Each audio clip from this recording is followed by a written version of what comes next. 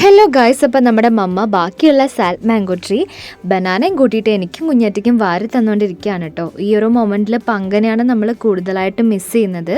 അപ്പോൾ ആദ്യമൊക്കെ നമ്മൾ അടയ്ക്ക പറിക്കാൻ വരുന്ന സമയത്ത് വൈകുന്നേരമൊക്കെ ആവുമായിരുന്നു കേട്ടോ. അപ്പോൾ രാവിലത്തെയും ഉച്ചക്കത്തെയും വൈകുന്നേരത്തെയും ഫുഡും ചോറും കറികളും കാപ്പിയും കഞ്ഞിവെള്ളവും വെള്ളവും എല്ലാം നമ്മൾ വയലിൽ കൊണ്ടുവന്നിട്ടായിരുന്നു കഴിക്കാറ് കേട്ടോ.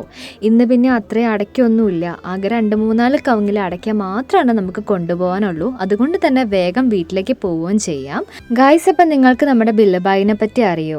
അവൻ ആരായിരിക്കും എന്നല്ലേ നിങ്ങൾ ചിന്തിക്കുന്നത്? ഗായ്സ്, അപ്പം അവനൊരു പട്ടിക്കുട്ടനായിരുന്നു കേട്ടോ. നമ്മൾ വളർത്തിയതൊന്നുമല്ല, ഒരു സ്ട്രേ ഡോഗായിരുന്നു കേട്ടോ. പെട്ടെന്നൊരു ദിവസം നമ്മുടെ വീടിൻ്റെ അടുത്ത് പ്രത്യക്ഷപ്പെട്ടു വന്നു. നല്ല വൈറ്റ് കളറാണ് അവന്. കണ്ടു കഴിഞ്ഞാൽ നമ്മുടെ ഹസ്കിനെ പോലെ ഇരിക്കും. അതിൻ്റെ ഇടയ്ക്ക് എനിക്കൊരു വൈറ്റ് പേരയ്ക്കൊക്കെ കിട്ടിയിട്ടോ. നല്ല മധുരം ഉണ്ടായിരുന്നു നമ്മുടെ പേരയ്ക്കൊക്കെ. ഇത് പേരയ്ക്കേൻ്റെ സീസണൊന്നും അല്ല, പക്ഷെ നമ്മുടെ പേരമരം എന്തായാലും നമുക്ക് പേരയ്ക്ക തന്നു കേട്ടോ ഗൈസ്.